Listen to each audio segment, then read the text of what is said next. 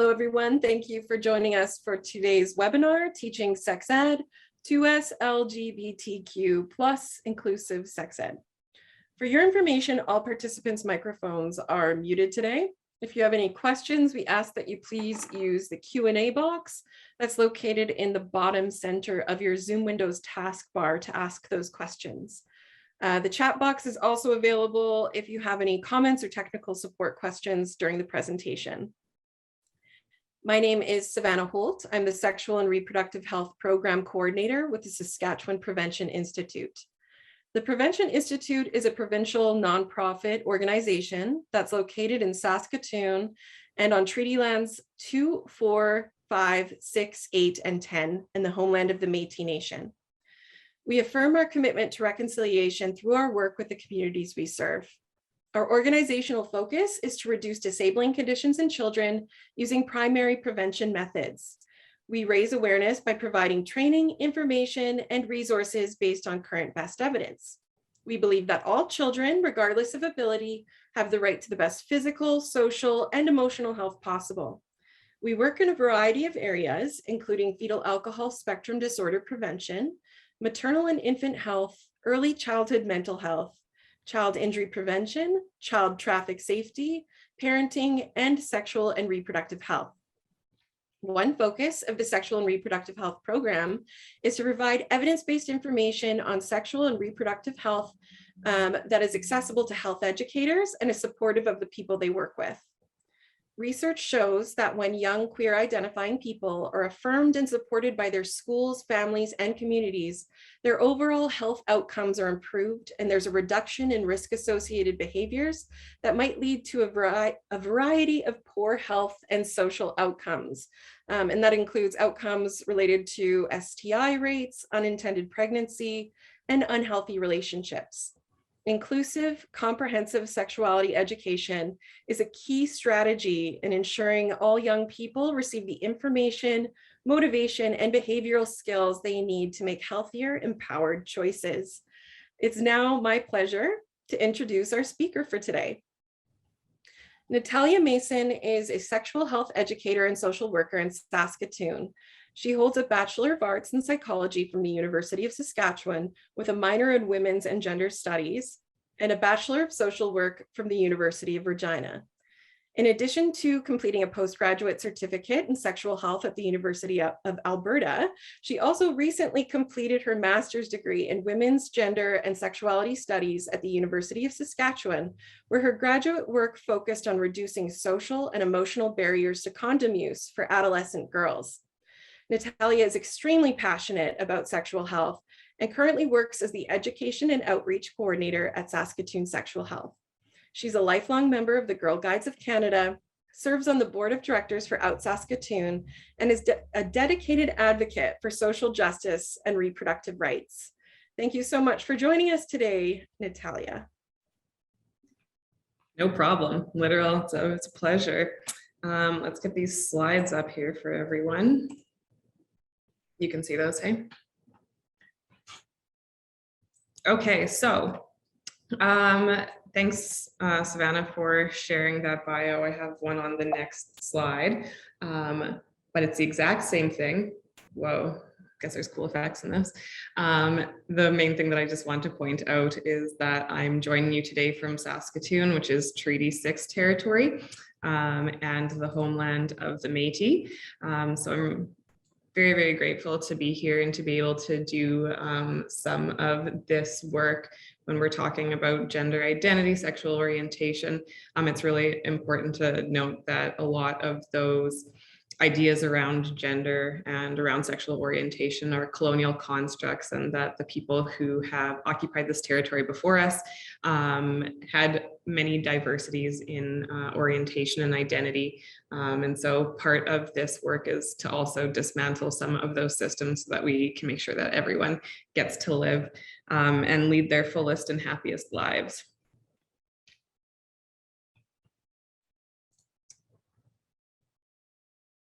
All right, so I'm just going to give you a brief overview of some of the topics that I'm hoping to cover today.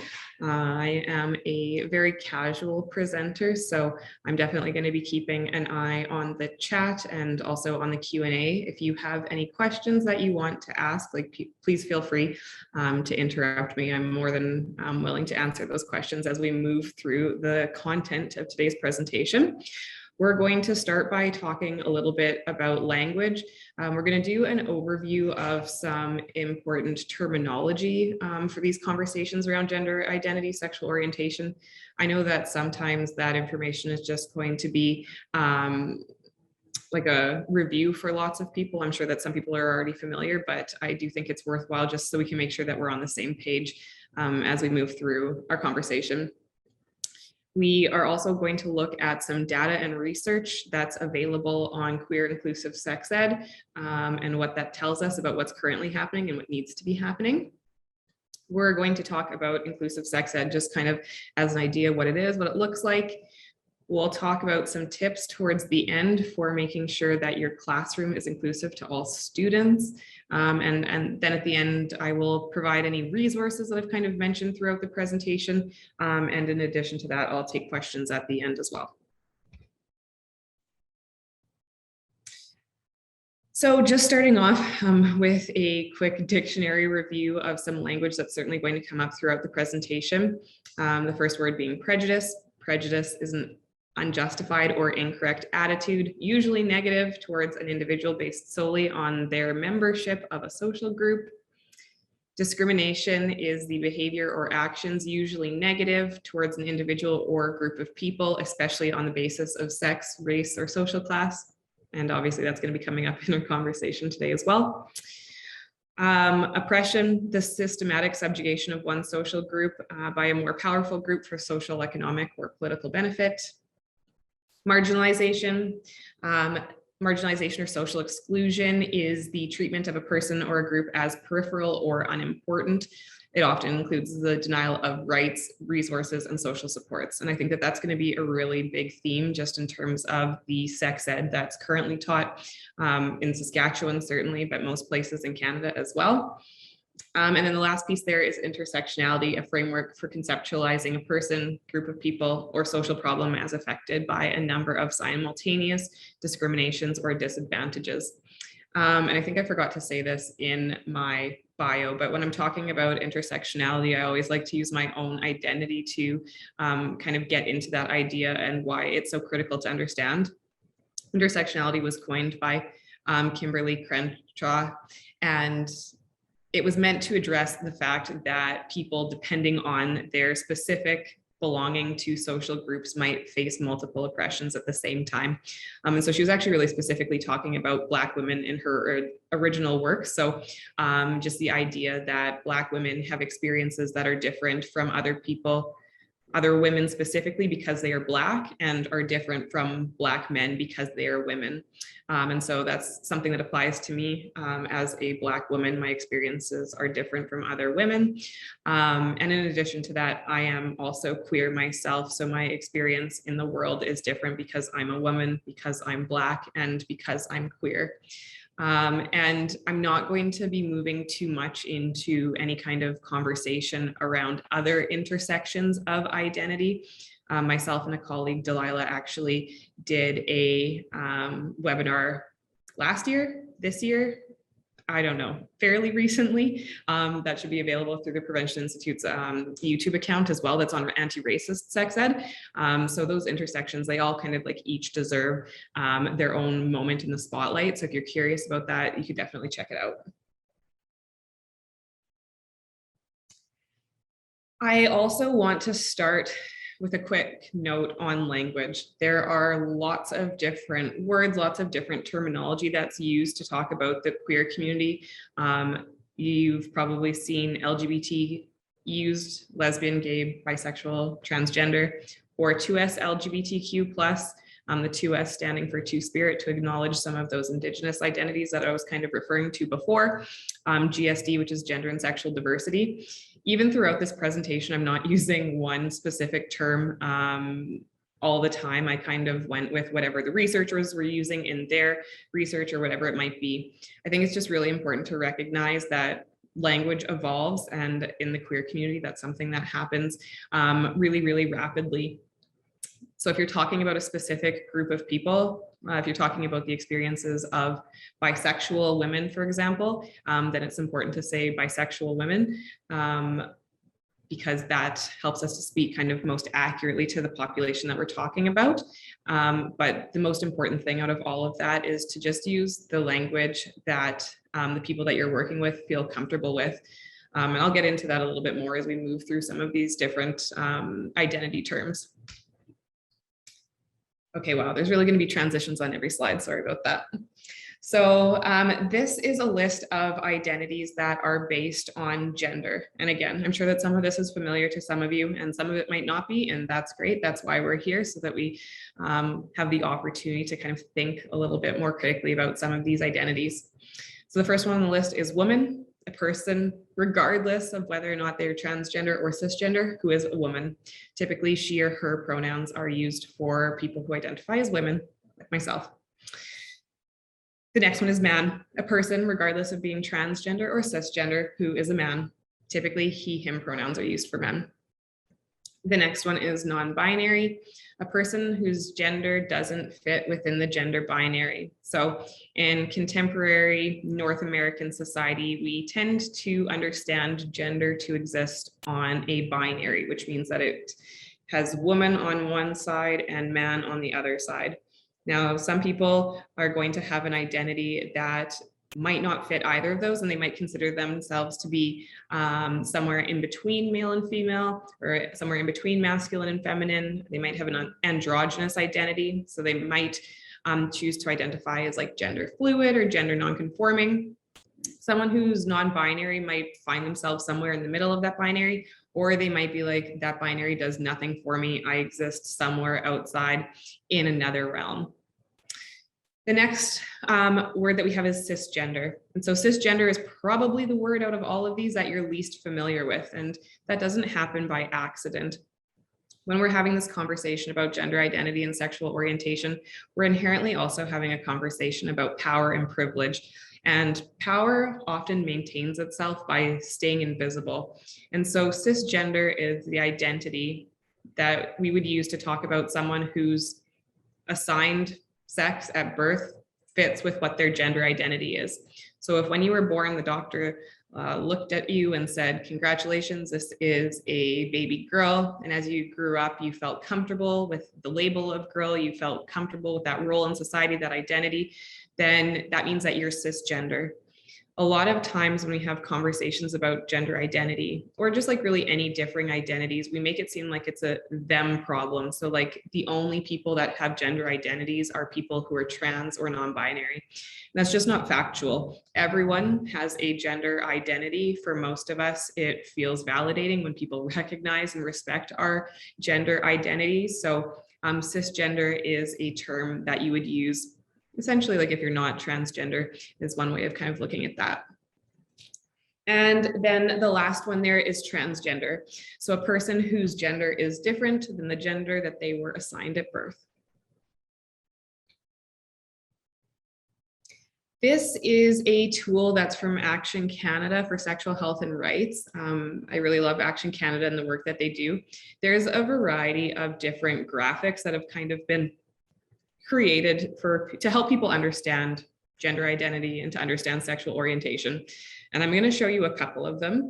But I really like this gender galaxy because I think it starts us on a path of understanding gender as being a space that we're open to explore. So you'll see there's kind of like a Milky Way. I don't know if you can see my, my mouse, you can see that, okay. So there's kind of like this Milky Way of gender expression that has feminine and masculinity to it. In the corner here, you'll see assigned sex. So what the determination that the doctor made when someone was born, whether or not that was male, whether or not that was female, or whether or not that was intersex.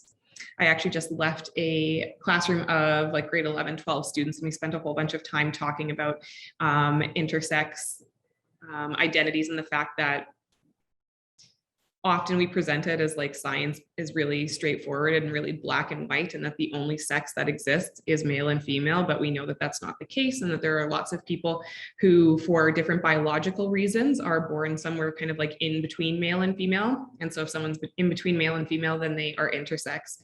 And that doesn't necessarily have to be related to someone's gender identity, but it might be. Then in the corner, there's another kind of like solar system with gender identity. And some of these terms I had on that last slide there, like transgender, and some of them you might be seeing for the first time, like agender or genderqueer. And most of those things just mean that someone's experience of gender isn't fitting that typical cisgendered man or cisgendered woman. And then off in the distance here, I love this too. Okay, I'm also just a really big space nerd, which is kind of like why I'm so enthusiastic about this gender galaxy. But often in the distance there, you can see that there's the TwoSpirit galaxy, and then the Sexuality Galaxy, which is where we're headed next. I didn't mean for that to be so cheesy, but I couldn't help myself. So this is a list of sexual orientations. And so gender identity is about who we are as individuals. Sexual orientations are more about who we are attracted to, who we experience desire for. So at the top of the list there, we have gay, a person who is attracted to people of the same gender. Historically, gay more often referred to like same-sex male relationships, but I think in a contemporary context, lots of people will just use gay to identify themselves if they experience same-sex attraction. The next one is lesbian, a person who's either a woman or might be non-binary as well, who is exclusively attracted to women. A bisexual, a person who's attracted to two or more genders. And we're kind of going to get into that in a second here. And we also have pansexual, a person who is attracted to people regardless of their gender. So there's, I think sometimes a little bit of confusion or misunderstandings just around what the difference is between bisexual and pansexual.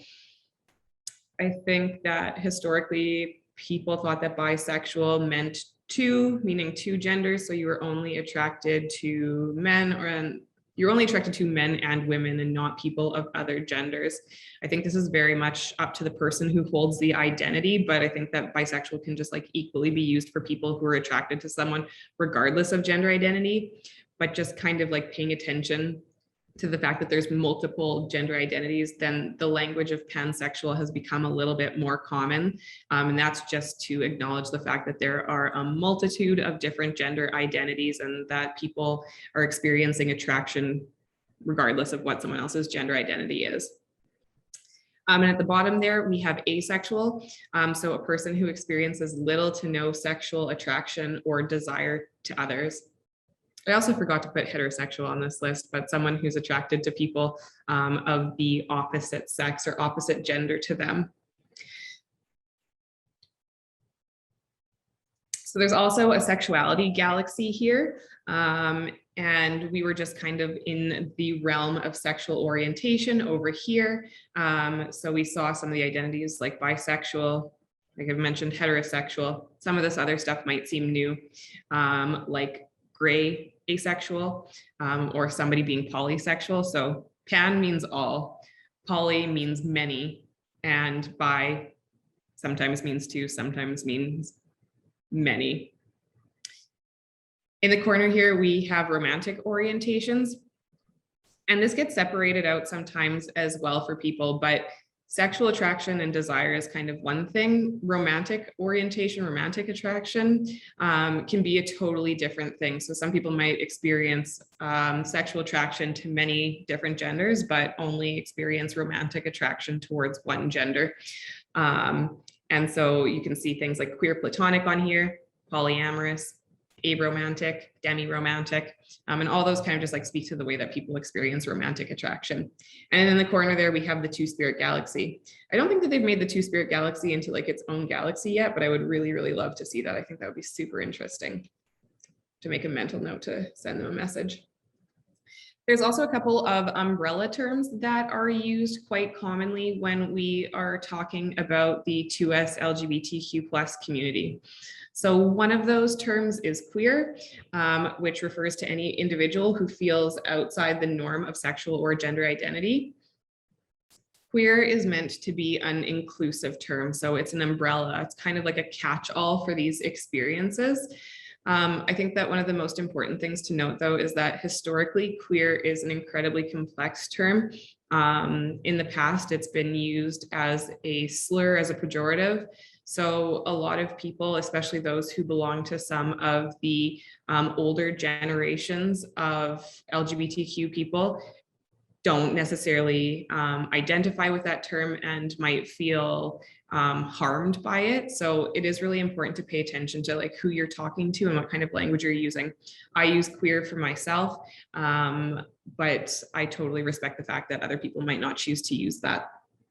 And then we also have TwoSpirit. So TwoSpirit is a term to refer to an Indigenous way of understanding gender or sexual orientation.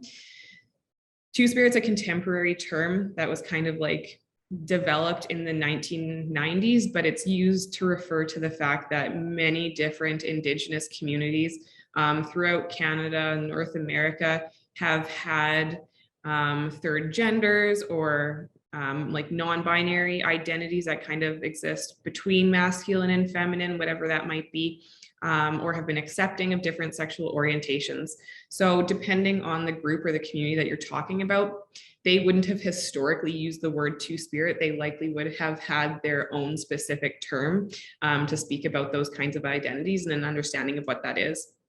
So TwoSpirit can be used to refer to someone's gender identity or their sexual orientation, but it's a term that should only be used by Indigenous people, nobody else.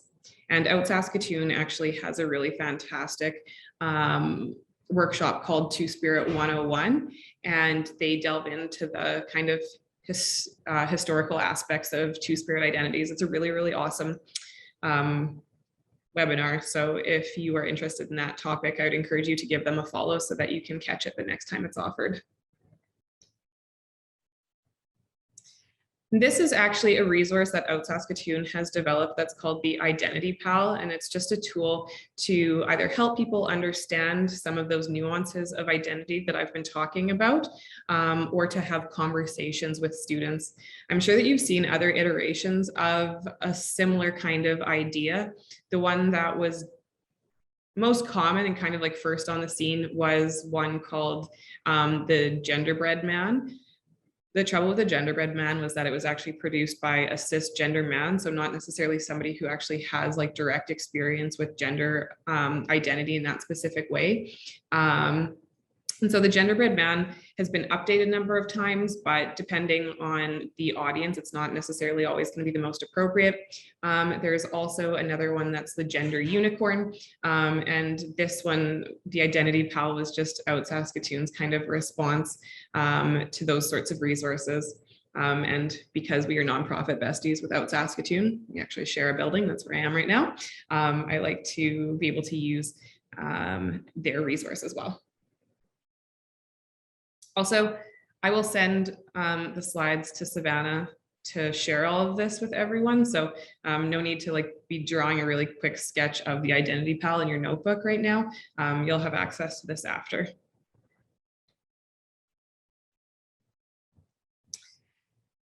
So in the process of finishing my master's, I did have a number of different opportunities to kind of do some research on LGBT inclusive sex ed. And so I've just included some quotes that have come out of that research that I thought were meaningful and help to just kind of like illustrate the importance of this. So this one is from a piece of research from Fields that says, creating a space within the classroom where oppressed and non-conforming sexual identities are visible and valued would allow teachers and students to foster inclusive models of sexual well-being and belonging in classrooms, schools, and broader communities.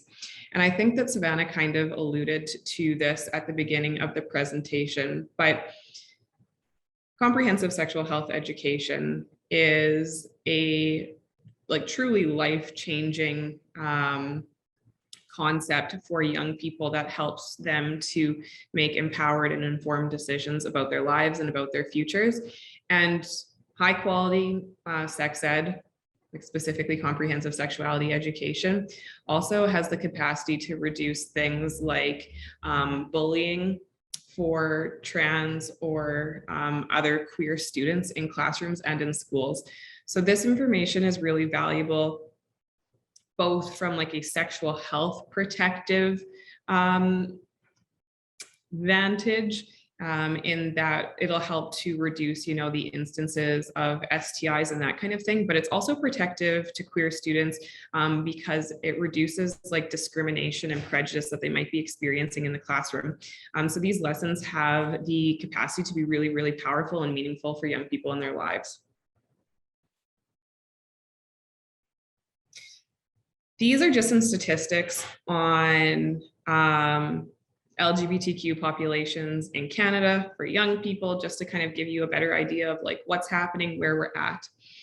So some of this research actually comes from Stats Canada because they recently sent out a census, and for the first time they started to ask people about things like their gender identity and sexual orientation, which is really, really, really encouraging. And so we now have some data to kind of speak to as a country. So one of the things that they found is that Canada's LGBTQ population is roughly 1 million people. So there are 1 million Canadians who identify as being queer, which is no small number. We also know that 30% of LGBTQ Canadians are between the ages of 15 and 24. So if you're working with young people, the like biggest chunk of queer Canadians is going to be young people. And so this information is really, really relevant for them. We also know that 70% of Canadians believe that society adopting a gender fluid approach would be positive. That comes from the LGBTQ 2S Secretariat in the federal government. 75% of LGBT Canadians have experienced discrimination. And so, and like I said, in pursuing this work, we can help to reduce the amount of discrimination that people are experiencing, hopefully eventually eliminate it. 64% of trans youth feel unsafe in most environments. And so it doesn't matter whether or not that's at school, at home, in the community, that there are still elements of safety that haven't been addressed for trans young people. And we also know that LGBTQ2S youth are 4 times more likely to attempt suicide than their peers. And so it's really, really important, again, referring back to the protective factors of comprehensive sexuality education, that we are making sure that these lessons are inclusive, so that we're able to begin to address some of those really troubling rates.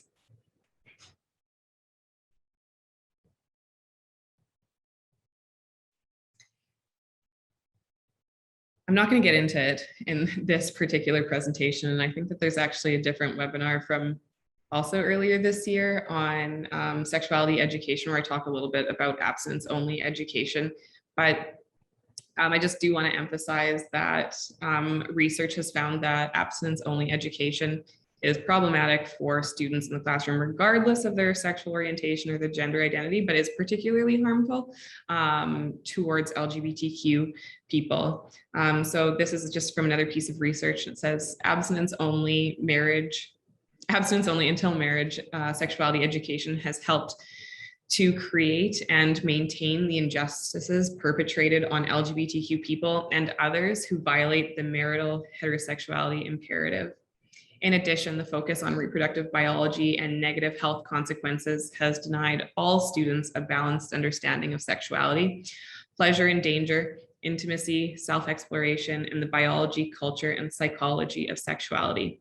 You know, I often think that part of the reason why information around like queer inclusive topics in sex ed is left out is because when we talk about things like pregnancy, we're just really talking like specifically about reproduction, right? And probably in the least sexy way possible. And if you start to talk about queer sexual experiences, then you're also talking about the fact that people have sex for reasons besides reproduction, and that reason is pleasure. And there's a lot of discomfort with talking about pleasure as one of the very valid outcomes of sexual experiences. But it's important that we talk about pleasure with all students in the classroom, because at the end of the day, we're trying to promote positive experiences, not just prevent negative experiences. And so talking about things like pleasure and intimacy is going to be really, really critical to that.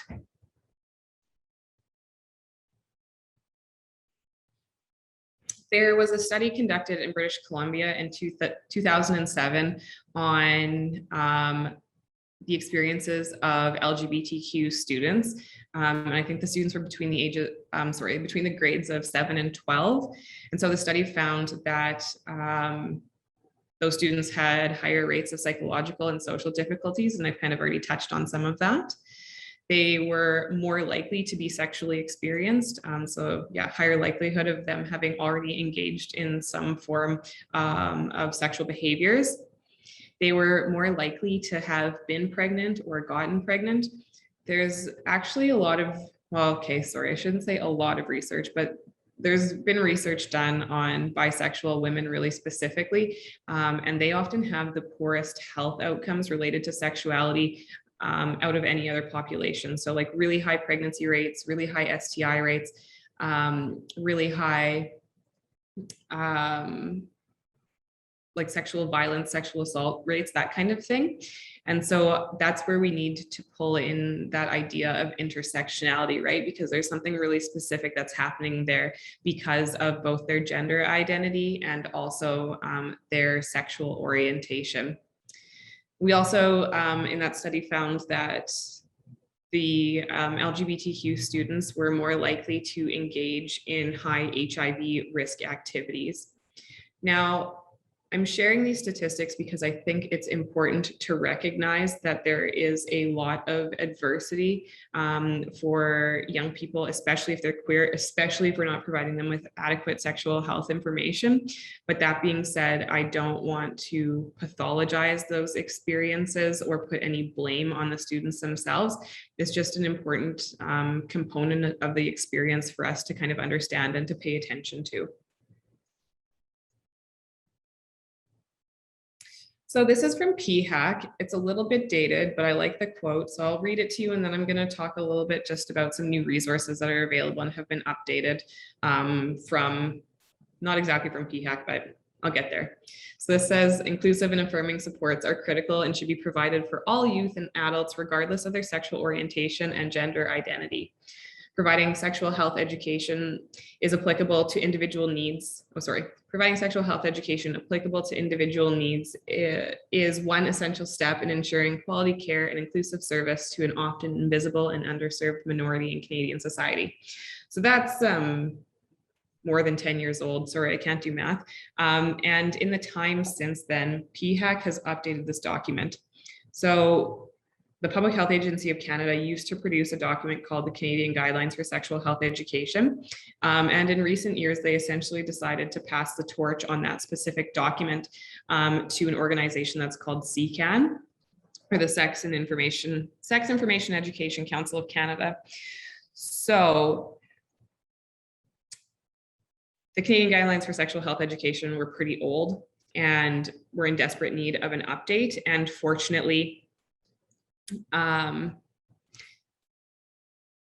said, can you explain how PHAC's guidelines relate to provincial guidelines on sex ed? Yes, I absolutely can. Okay, so CCAN recently updated the Canadian Guidelines for Sexual Health Education, I think one in 2019. So that's this document here. This is available online as a PDF on CCAN's website, or you can go to katie.org, which I will just pop in the chat here.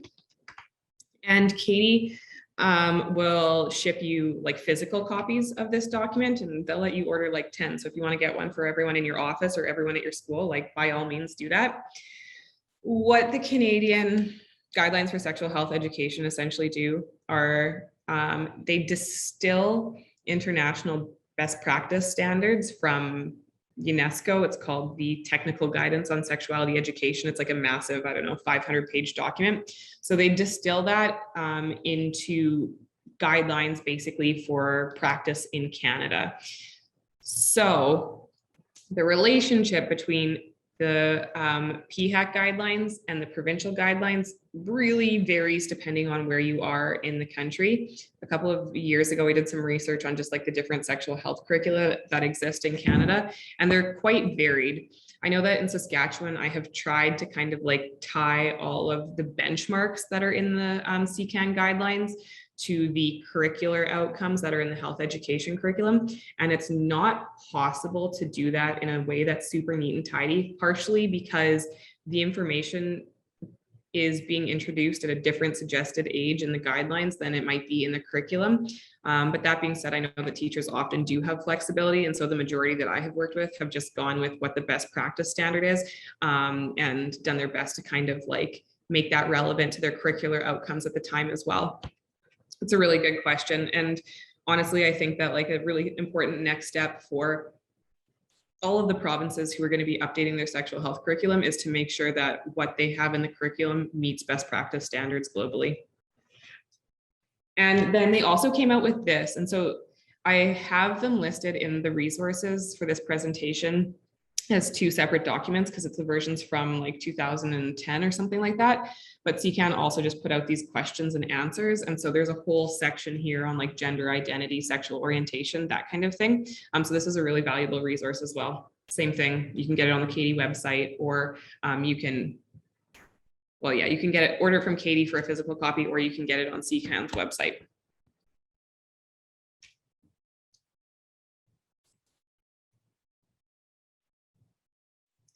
So this is from some research. I believe it's American, out of Seattle, where the researchers spoke to queer students kind of about their experience in school. And so they distilled the things that the students were talking about into 6 key themes. And one of them was, the first 3 are kind of like themes of exclusion in sex ed, so ways that they're left out. And then the other 3, which I'll do next, are themes of inclusion, so ways that they were included in their sex ed curriculum. In terms of exclusive themes, one of them that was really common was silencing. So either passive silencing, meaning nobody said anything about LGBTQ identities, LGBTQ narratives at all, or active silencing, meaning that educators were ignoring, dismissing, or avoiding issues related to LGBTQ identities. The second one was heterocentricity. So heterocentricity obviously being when lessons are focused on heterosexual experiences. So when we're focused really specifically on pregnancy, when we're focused really specifically on penis-vagina sex, that focus on penis-vagina sex, like that's not even beneficial to heterosexual students in the classroom, because we know that some of them do have anal sex. We know that many of them do have oral sex. So we need to be able to talk about other forms of sexual expression outside of just penis and vagina for the sake of reproduction sex. And then the last exclusive theme here is pathologizing. So if they were to talk about LGBTQ identities, it was tied to adverse health outcomes, right? So we're only talking about gay people if we're talking about HIV. And again, that's really problematic. I'm not spending a ton of time getting into like sexual health outcomes for Saskatchewan. We do really, really poorly. And one of the things that I often point out to people is that in this province, the #1 risk factor for contracting HIV is intravenous drug use.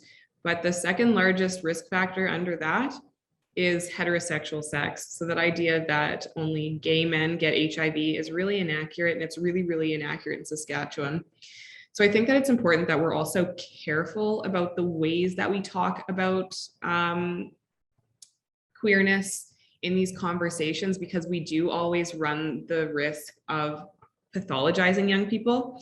Historically, there's also been a lot of information about sexuality or sexual health that has been targeted at marginalized or oppressed groups in an effort to kind of address some of the outcomes that are being seen in those populations. But it's really important to understand that like stigma and discrimination continue to be factors in people experiencing some of those adverse outcomes as well. And so we're not actually solving the problem if we continue to marginalize and oppress people in doing that work. I think that there was some interesting conversation about this. Actually, for those of you who are in Saskatchewan, I am sorry that I keep saying earlier this year. I don't know if I mean 2021 or 2020, but sometime in the last year and a half, the province put out a safer sex campaign that was about HIV, but it pretty specifically was representing stereotypes of gay men.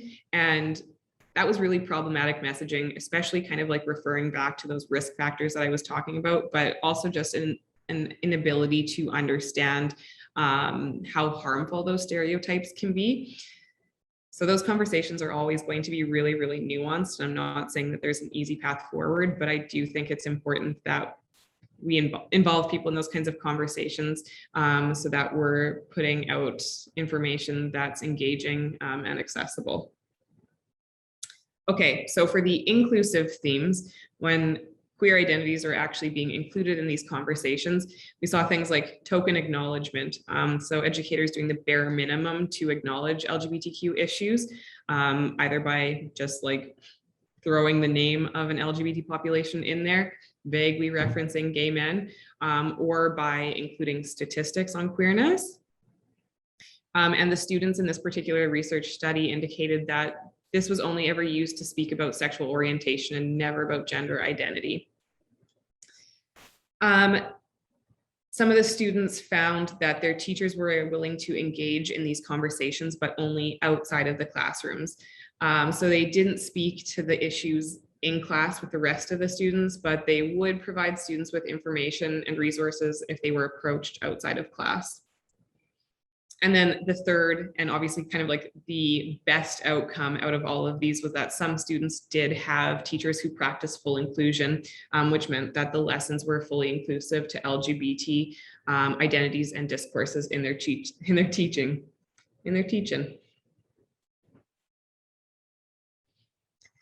So one of the first tips that I'm going to offer is that language matters. And that's one of the things that we can pay really close attention to and that we can shift in these conversations. So one practical thing that I do in classrooms is talk about body parts when we're talking about body parts instead of saying men or women. So if I was talking about someone who's pregnant, I might say that, you know, the baby develops in the uterus, instead of saying that the baby is developing in the woman's body or something like that, right? Like that's a really specific example, but we have a habit of using super gendered language when we have these conversations, and it's not usually actually that accurate and it's not necessary. So if you can talk about individual body parts at any given moment instead of talking about people based on gender, that's a really good place to start. Also things like changing the way that we talk about condoms. So typically male condoms are going to be called male condoms. I mean, really male condoms are usually just called condoms, and then female condoms are called female condoms. But what I have on slides is external condom and then male condom in brackets. And that just helps to signal to students who might not otherwise understand what a male condom, an external condom is referring to, while also recognizing the fact that like not everybody that's using a male condom is going to identify as male. Male condoms or external condoms are also really good for other purposes, like keeping sex toys clean between partners. And so calling it an external condom makes sense in a lot of different ways. And then the same thing there for female condom, just calling that an internal condom. And that makes these lessons approachable. This also signals to the students in your classroom that you understand that gender and sex are different, and that people have a wide variety of gender identities and might still choose to use these different safer sex measures, and that they don't need to be tied to any person's specific identity. And instead we can tie them to kind of like their practical use.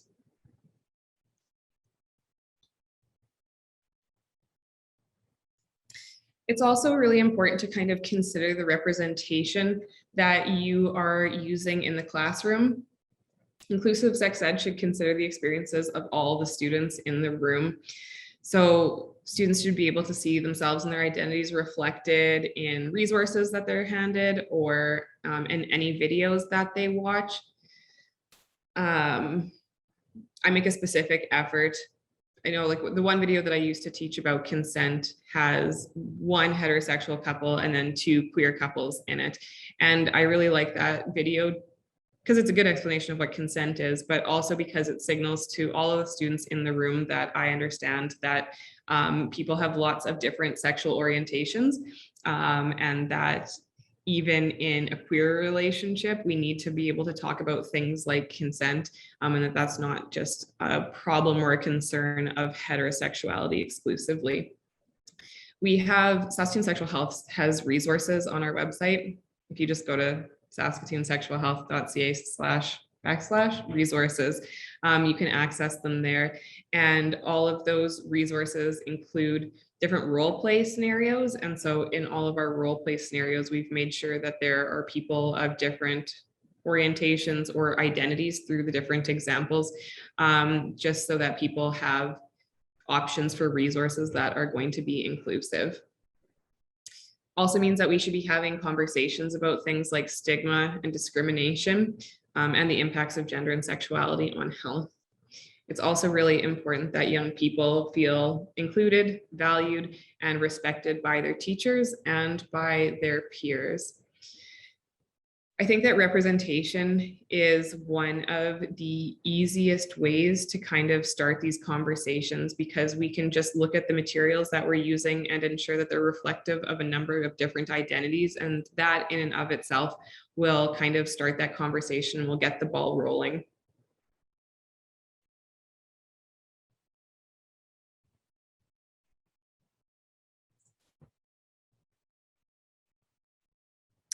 So I've also included a couple of different conversation prompts here. And in a second, I'm going to go over some questions that are kind of common or have come up in my time delivering these different lessons. But I know that these are topics that come up all the time that are challenging for educators to kind of discuss. So lots of teachers in their delivery of sex ed, they might feel super comfortable talking about heterosexual sex, penis and vagina sex, like I said, but would feel really uncomfortable talking about anal sex. And I actually have an activity that I use that's called Draw the Line.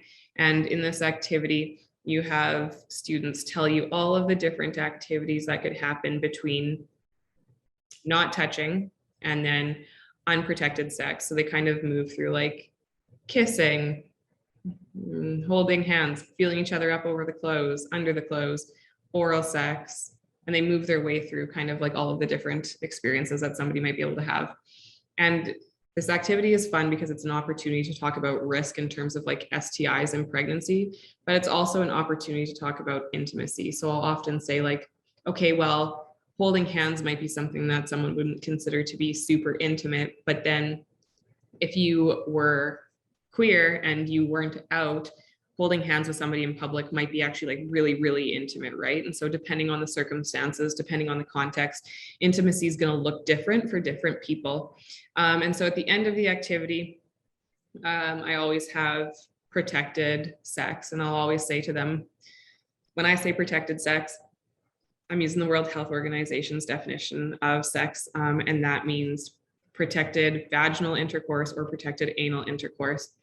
And I know that sometimes people think that it's like too much to talk to kids about anal sex, but like I said before, queer students aren't the only ones experimenting with anal sex. Lots of heterosexual students also have those experiences. That's a complicated thing on its own, but it's like also tied to ideas of like what virginity is and what valid sexual experiences are.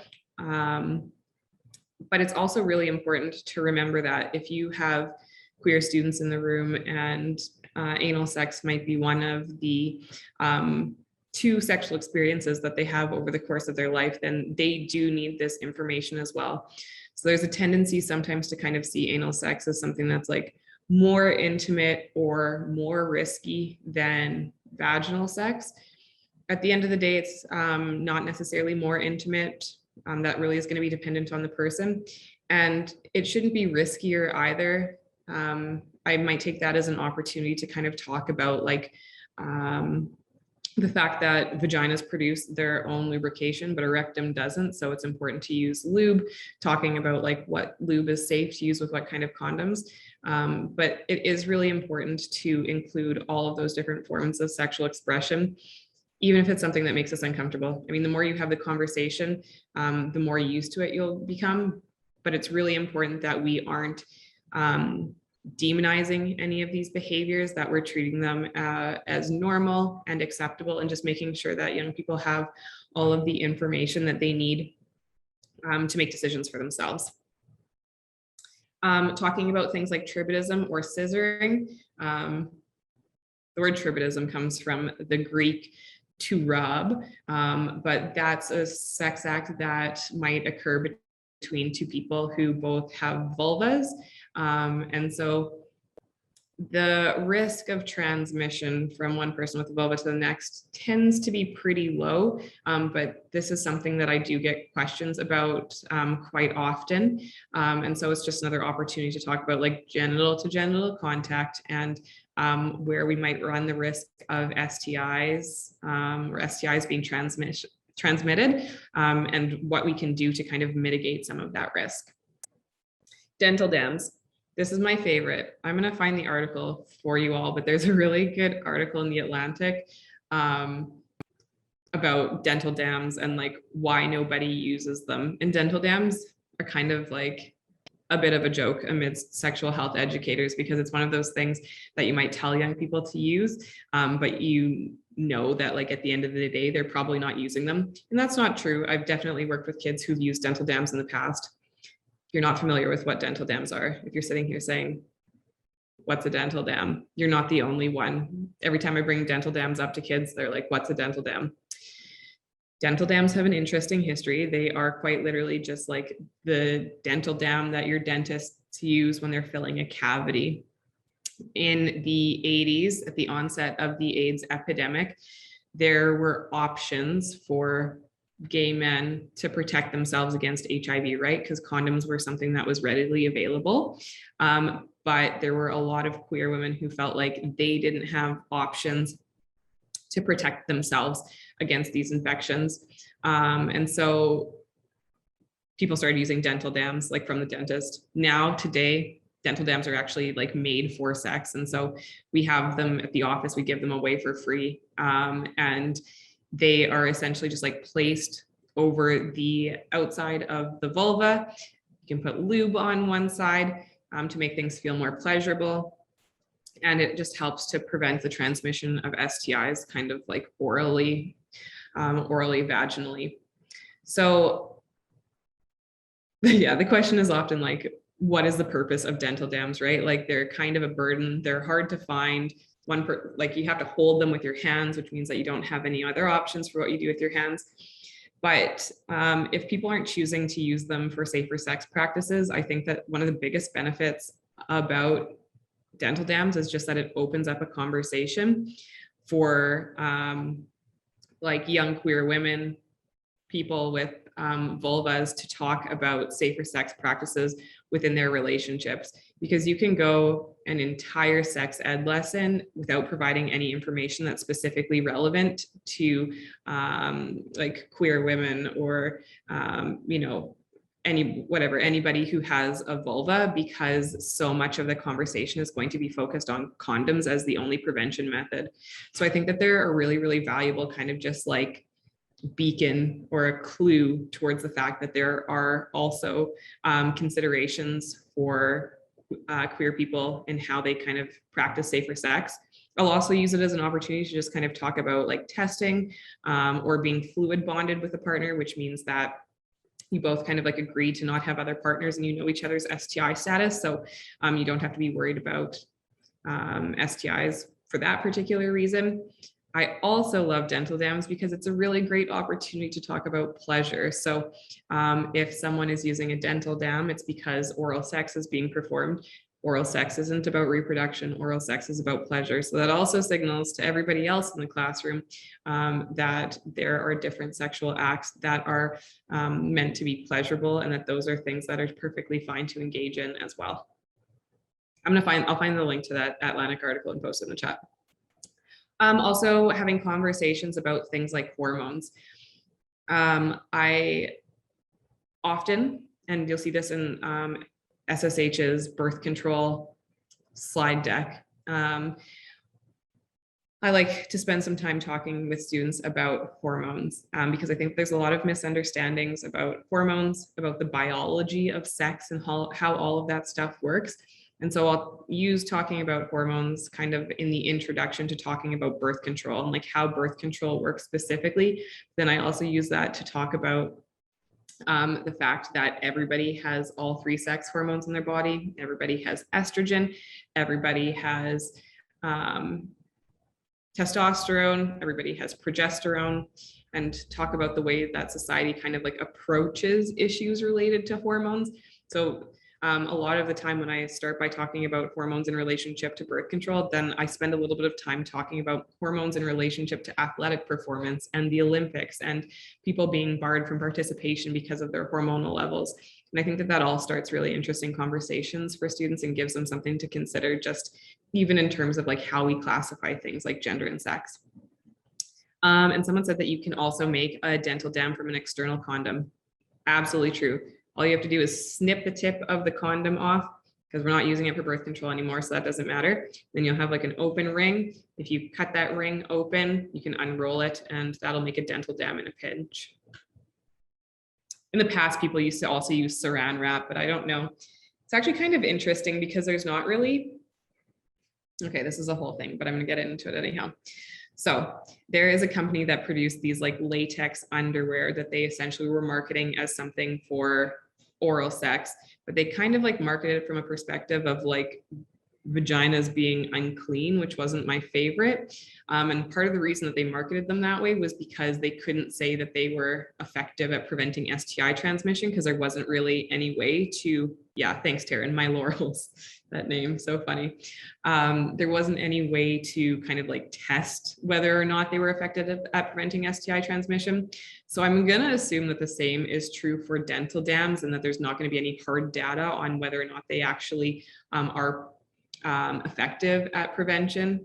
So I think that like if someone wanted to use saran wrap, that would probably also work, but it's definitely less glamorous. Thanks, Savannah. I just love to throw out references to a variety of different documents and then like not have them handy. Okay.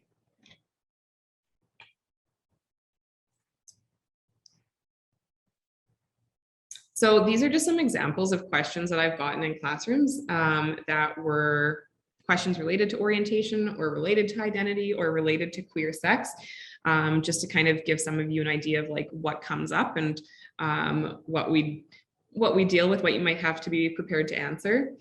So questions like, are there dental dams that you don't have to hold? So that's kind of going back to what I was just talking about with the dental dams and the fact that you have to hold them with your hands. I always tell students that you could ask the person who's receiving the oral sex to hold it so that the other person's hands are free. There are technically like harnesses that you can buy that you snap them into, but they're expensive and pretty hard to track down. And so then that's, I think, kind of one of the benefits of those My Laurels, as well as that you don't have to hold them. Sometimes students come up with that answer on their own, honestly. Like sometimes they'll be like, well, why wouldn't people just use latex underwear? So sometimes I think they already have an idea. Another question, like, can transgender people get pregnant? So that's a good opportunity, again, to kind of talk about hormones, about the like organs that are needed specifically to kind of like carry a pregnancy, and the impact of hormones on people's fertility and their ability to have children, that kind of thing. Because lots of trans people do get pregnant, and some aren't able to.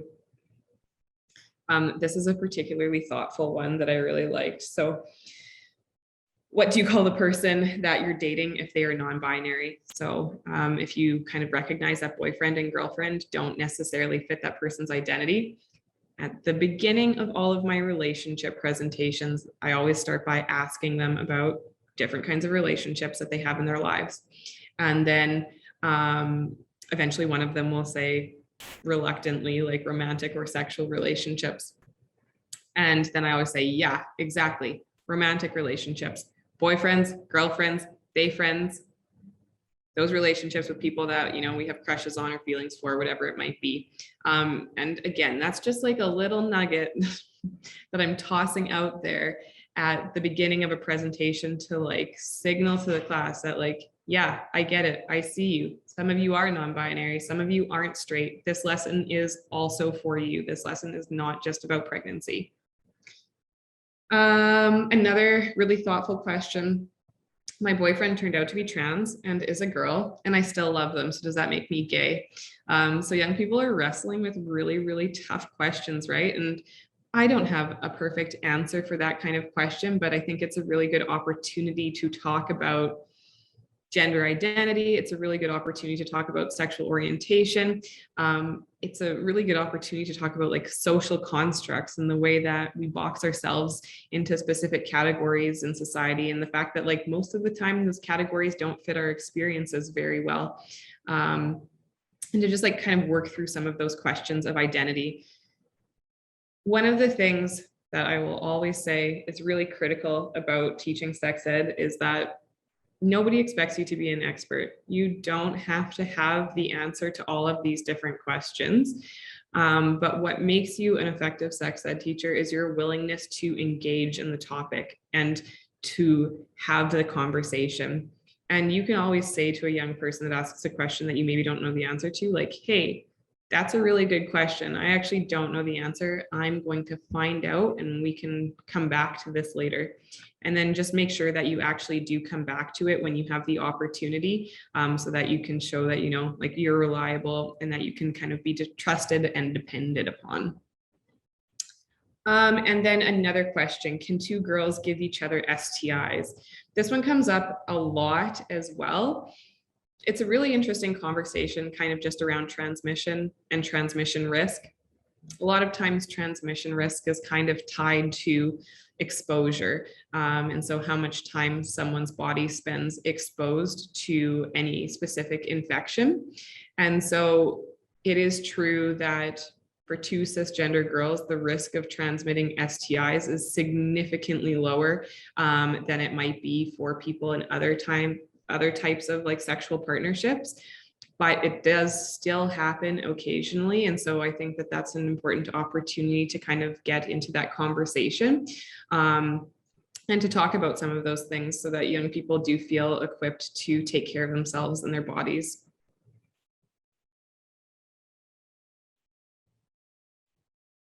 Okay, so at the end of the day, being a good sex ed teacher is about putting in the work. And these are 3 hot tips that I offer to anyone who is doing the work of working with marginalized or oppressed communities. So the first one is intent. We may not intend to harm someone with our words or our actions, but ultimately the impact matters more than the intent.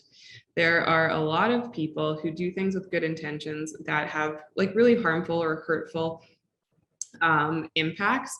And so it's really important that we're accountable to our intentions, but also to the impacts of our actions and our words.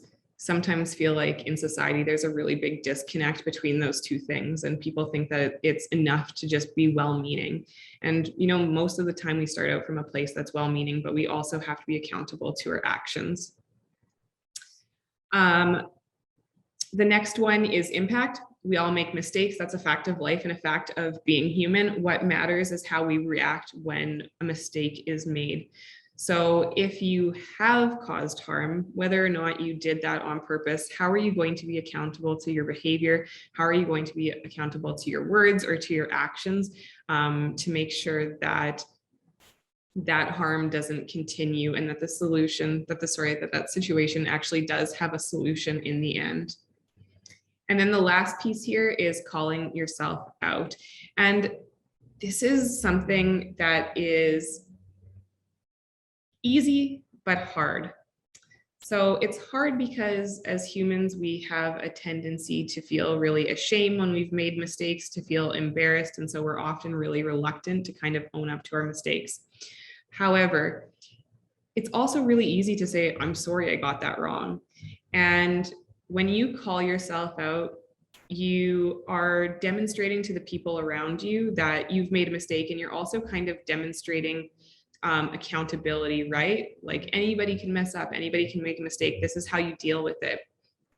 It's also really beneficial to marginalized communities, because people who are marginalized or people who are oppressed are often called on or made to do all of the advocacy work around these issues, right? So if you sit around and wait for the queer students in your class to correct you, you're putting a burden on their shoulders, and that's not a burden that they deserve to carry. So by taking the time to correct yourself in the moment when you've said the wrong thing, you did the wrong thing, you're also kind of removing that burden and the onus on them to be the person who's always teaching, and the person who's always doing the correcting. So this is like something that comes up all of the time with people misgendering someone, misgendering a student accidentally. If you realize that you've used the wrong pronouns for somebody or you've used the wrong name, just very quickly in that moment say, sorry, I meant whatever it was, and then move on. And that's a really effective way of modeling to the students what the proper behavior is in that kind of circumstance. And it's also really valuable to the person who you've potentially hurt or harmed, and kind of mitigating further harms from that specific situation.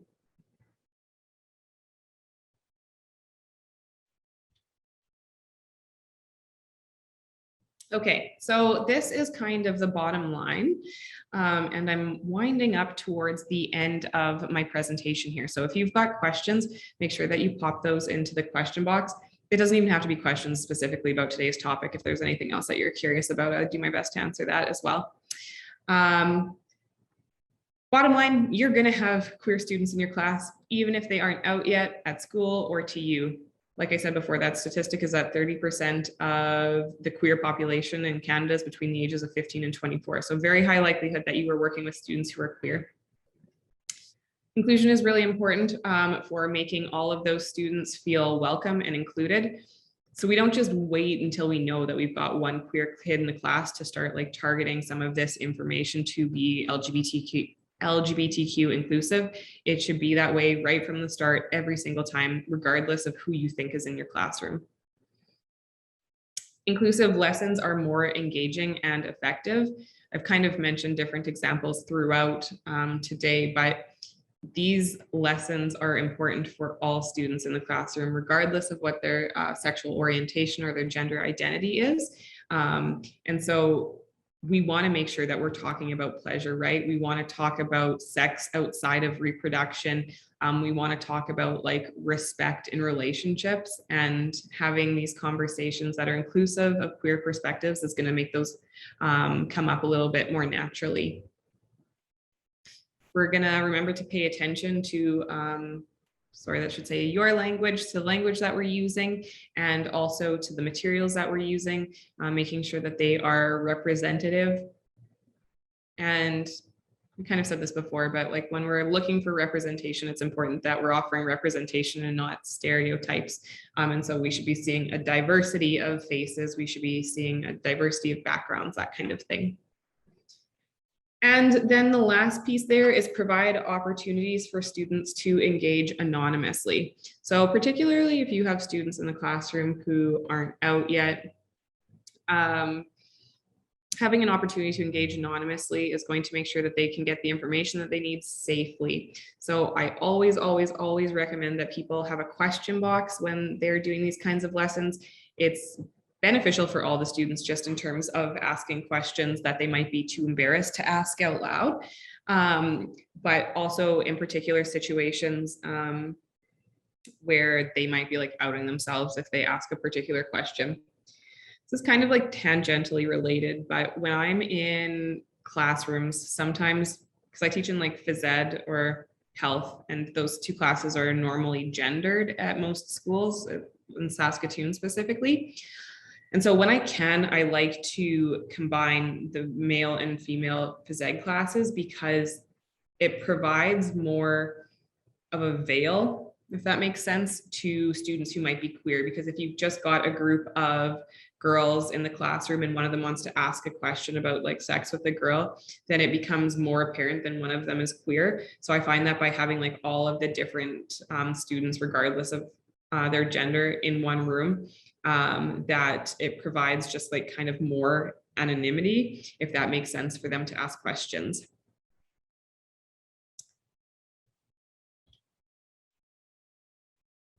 Okay, so that's the end of what I had prepared for slides for everyone today. I see that there are a couple of questions, so I will maybe answer those.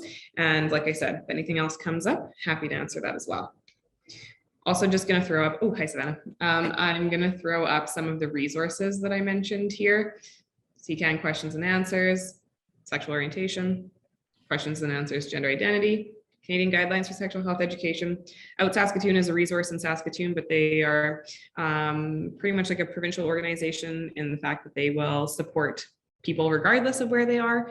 In the province, Action Canada has a sexual health curriculum called Beyond the Basics, and that's where those that's where the 2 galaxies came from. So if you thought that those were interesting or unique teaching tools, then you could access that curriculum. And then the last one I put at the bottom is Pleasure Pie, which is a really fantastic resource out of the States that just does lots of really cute stuff kind of related to sex ed. I forgot to put Saskatoon Sexual Health. I always do that. I'll fix it.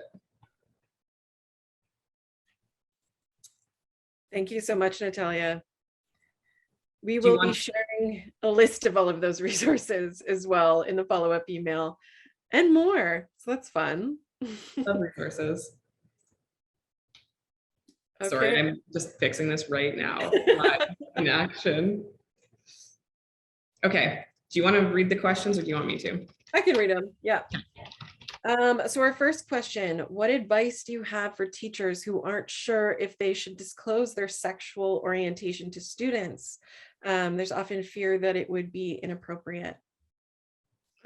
Such a tough question. Hey, I absolutely identify with that personally. I don't tell kids in most classes that I'm queer because I think I have that thought in the back of my head that I'm going to be seen as a deviant who is talking to kids about sex, and that that's somehow going to impact my ability to teach openly in schools. But I think that at the end of the day, it's a personal decision. People who are heterosexual disclose their sexual orientations to their students every single day, right? Like they talk about their husbands, their wives, their partners, that kind of thing, boyfriends and girlfriends. And so I think it's important that we recognize that that is just as acceptable as having a same-sex partner or whatever it might be. But understanding the fact that there could be ramifications, I'll always say that that's a personal decision and that you should kind of pursue that in whatever way makes you feel comfortable and makes you feel safe. Sometimes I think that there's moments when it's really valuable just in terms of representation, students being able to recognize that there are full-on grown-ups with all of these different identities, that it's real. But yeah, I'd say it's a personal decision at the end of the day.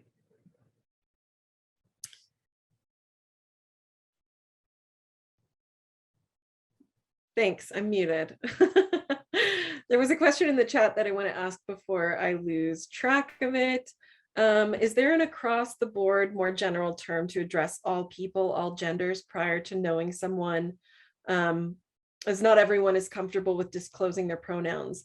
I'm wanting to not offend anyone, yet without knowing, it's hard to know how to address individuals coming across in everyday life, etc. A general term would be helpful. Also such a good question. I think that some people would instinctually say that you can just use they, but everyone has the right to have their pronouns, and just like someone who wants to have they, them as their pronouns deserves to be respected, somebody who wants to have she, her as their pronouns also deserves to be respected. And so I think that what's often helpful in those kinds of situations is to just introduce yourself, say, hey, my name is Lisa, my pronouns are whatever they are. What pronouns do you use? That's really common practice at Out Saskatoon, just kind of among all their staff. And I think that that's just like one of the most respectful ways of approaching that, because it's like, hey, I'm a person, I have pronouns, happy to know like what yours are. Yeah, I would say usually when you're in doubt, it's just best to ask another person. But I totally understand where you're coming from and like not wanting to offend anyone. But yeah, at the end of the day, we're not trying to offend, we're just trying to respect. Great. Next question.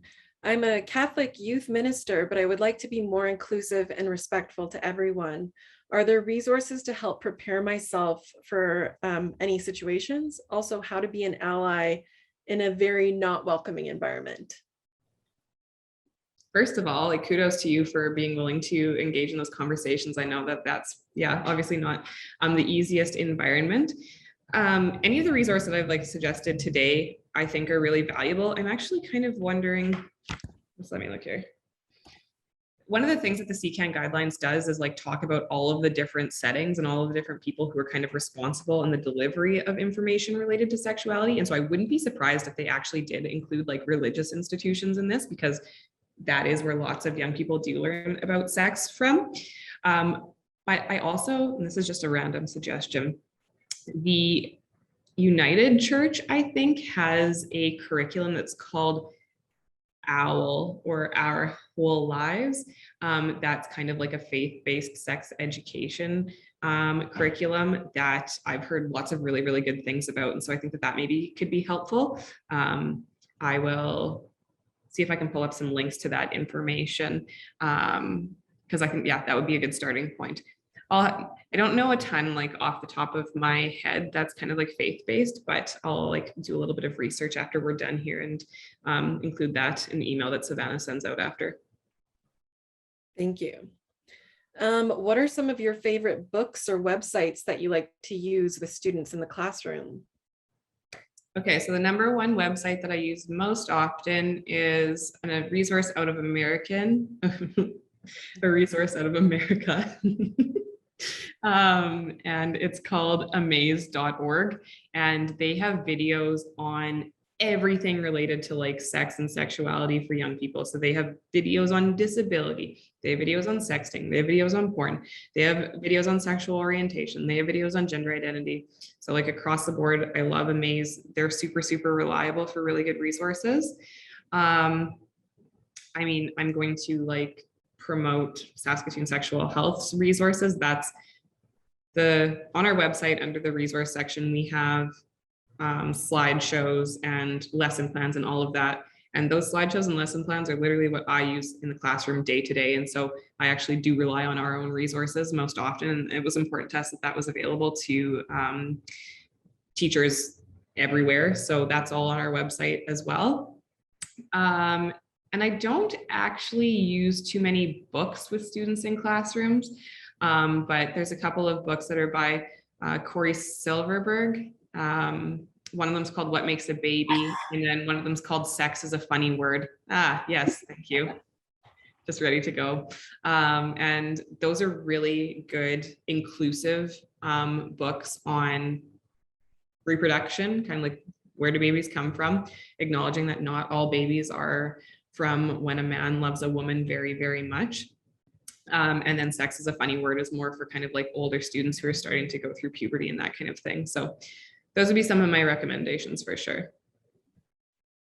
Okay. What is your experience with classroom teachers specializing in sexuality education nowadays? Are there many out there?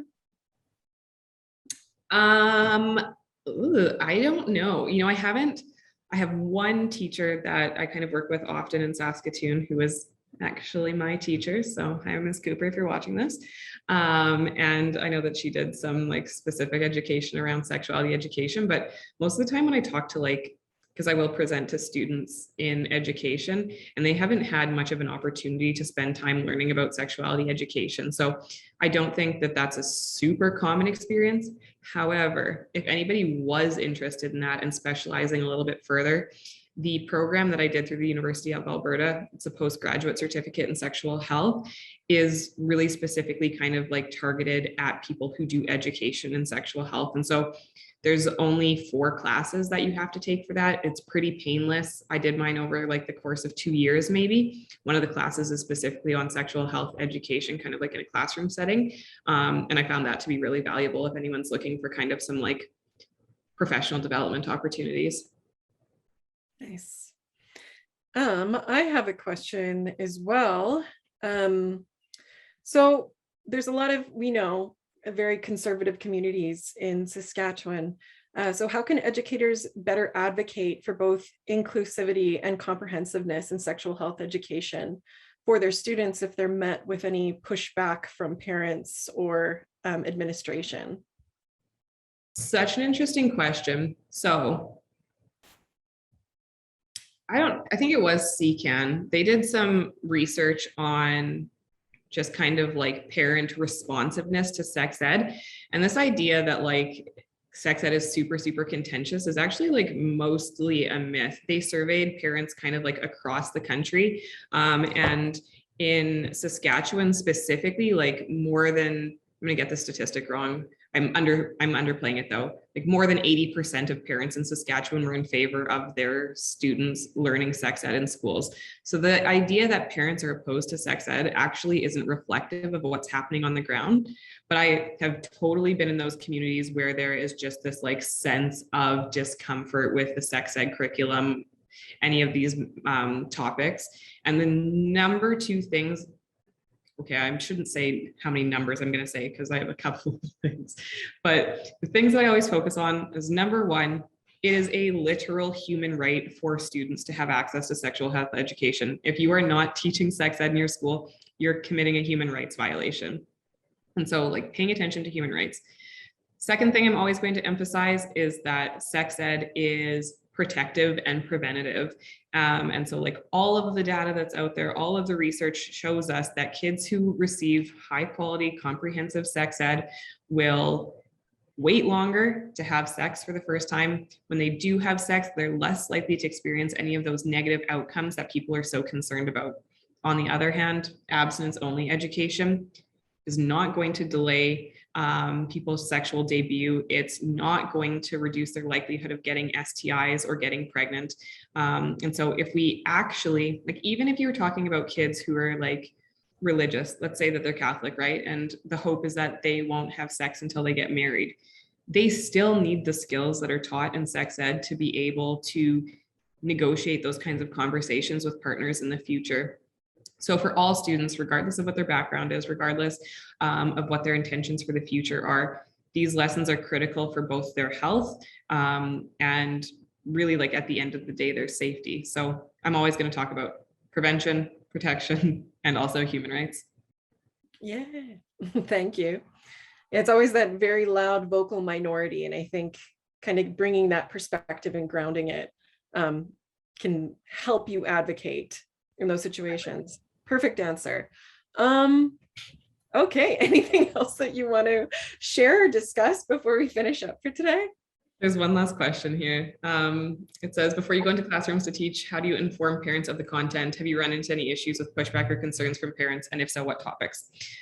So I don't inform parents when I'm going into classrooms to teach. I do have a form letter, and I think it might be on our website, that kind of like outlines what teachers could send home to parents if they want to. I feel 2 ways about this. One is that I don't want these lessons to be happening in secrecy, because I want kids to go home and have conversations with their parents, because schools teach information about sex, but families teach things like values and morals. And so it's really important that parents are also able to engage in these conversations with young people. But that being said, like, a letter doesn't go home when it's time to move on to the like math unit, right? So there's no rule in Saskatchewan, and maybe this would be different, like depending on different divisions, but there is no rule that says that you need to inform parents when you're going to teach sex ed. British Columbia is the only province that has something like that in their curriculum. And what it actually says is that if parents choose not like, if parents choose to remove their kids from their sex ed lessons, then the parents have to prove that they are able to deliver this information to the students on their own at home. So most of the time there aren't letters going home. When there are, I just do my best to make sure that they kind of like cover what topics we're going to talk about and like why this is so important or why it's so critical. But I've never had to deal with any like parent pushback personally myself. I'm sure that some of the teachers I've worked with have, but the CCAN guidelines actually get into the like topics specifically and like which ones are more likely to have parent pushback. And the ones that parents were least enthusiastic about was like pleasure. Is the kind of the number one that stands out to me, which is so funny because like that's a good thing, but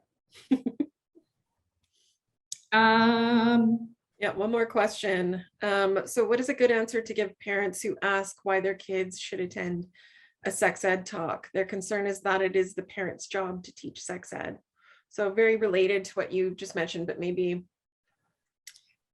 Yeah, like I would absolutely say to them, like, it is part of a parent's job to provide information about sexuality, and that like they are super, super welcome to have this conversation with their child to talk about like what their family's values are, what their family's morals are. At the end of the day, information about sexual health is in the curriculum. There's a legal obligation to teach what's in the curriculum. And so things like anatomy, all of that does need to be taught to students. And just trying to like, you know, open up that dialogue. There's also, again, this is why the questions and answers is like so beneficial, but it has like questions like that, right? Like, what do I do if a parent says this? And then it has the data to back up why this is really important. And so you can always, you know, come at them with all the facts and stuff too about it being protective, preventative, that it's not going to make their kid run out and have sex immediately. And that this is like a partnership between education systems and families to help make sure that our learners are all healthy and happy and safe. And I think that that protective and preventative factor is like something that usually wins parents over in the end. Perfect. All right. I think we are now out of time. So I'm going to wrap things up. If you've enjoyed this conversation today, we will be having Natalya as well as some more folks from the Tell It Like It Is program back in the new year to discuss disability inclusive education. So we can really build on these conversations about intersectionality and sex ed and what that means for different people in different contexts. So thank you so much, Natalya. Is there anything else that you want to add before I close everything up? I was just going to say that first of all, thank you everyone for like hanging out with me and listening to me talk for an hour and a half. I appreciate that. I'm going to make on our website under the resources, we have like additional support resources. Right now, there's one on indigenization. There's one on anti-racist sex ed. I will be making one on LGBT inclusive sex ed, kind of just based off of this presentation. So if you are interested in that, I'm not going to promise next week, but maybe by the week after that, that should be up on the website as well. Thank you. All right, so this afternoon, I'm going to be making a draw for a door prize that I kept secret for no reason, except for that I completely forgot about it. But I have a copy of Beyond the Basics from Action Canada for Sexual Health and Rights that I will be giving away to a lucky winner.